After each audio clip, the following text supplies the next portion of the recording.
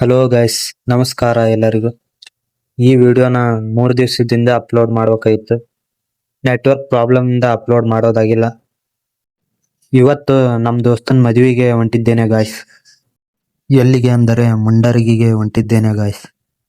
ಮುಂಡರಗಿಯಿಂದ ಹೆಸರೂರು.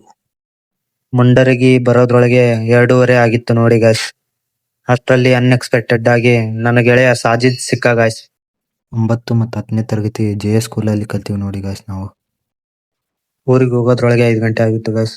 ಮನೆ ಕಡೆ ಬಂದೆ, ನಮ್ಮ ಮಾವನ್ ಮಾತಾಡ್ಸಿದೆ, ಮತ್ತ ನಮ್ಮ ಅಳಿಯ ಮತ್ತ ನಮ್ಮ ಅಕ್ಕರ್ನ ಮಾತಾಡ್ಸಿದೆ ಗಾಯ್ಸ್.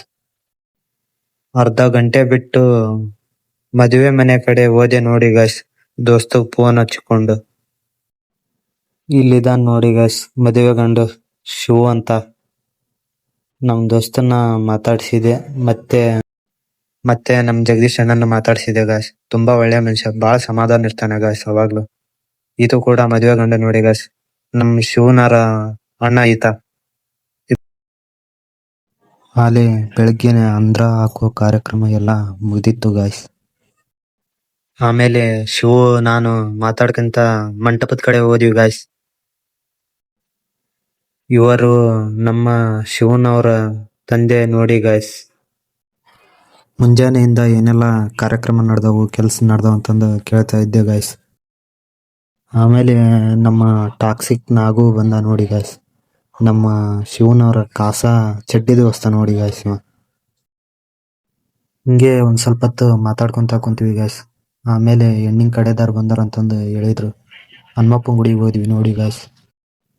ಹನುಮಪ್ಪನ ಗುಡಿಯಲ್ಲಿ ಮಂಡಾಳ, ಚಾ ಎಲ್ಲ ವ್ಯವಸ್ಥೆ ಮಾಡಿ ಕೊಟ್ಟಿವಿ ಗಾಯ್ಸ್ ಹೆಣ್ಣಿನ ಕಡೆ ಬೀಗರಿಗೆಲ್ಲ.